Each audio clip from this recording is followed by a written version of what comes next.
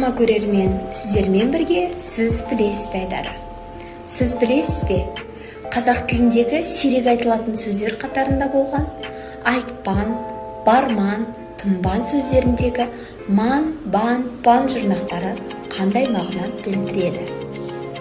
Қазіргі ауызекі тілде мүлдем қолданылмайтын, бірақ ескі әдеби шығармаларда көптеп кездесетін ман, бан, пан, сәйкесінше мен, бен, пен жұрнақтары не мағына береді? Түсінікті болу үшін бірнеше мысалдар келтірсем.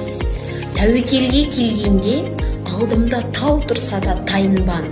Ғабиден Мұстафин. Өлеңім оқ, ол алдымда, мен де жаудан шегінбен. Жамбыл Жабаев. Алдыңа келіп тұрмын деп, ар намысын қашырма. Махамбет Өтемісов. Толық нұсқасына келетін болсақ, тайынбан, тайынбаймын. Қашырман сөзі, қашырмаймын. Шегінбен сөзі, шегінбеймін деген сөзбен пара-пара. Яғни бұл жұрнақтар болымсыз етістіктің келер шақ тұлғасының бірінші жақ формасының қысқарған түрі.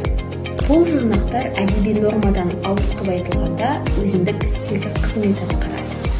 Егер айтпаймын, бармаймын сөздері жай болымсыз бір хабар беретін болса, айтпан, барман сөздері бір істі істеуден үзілді-кесілді бас тартуды білдіреді.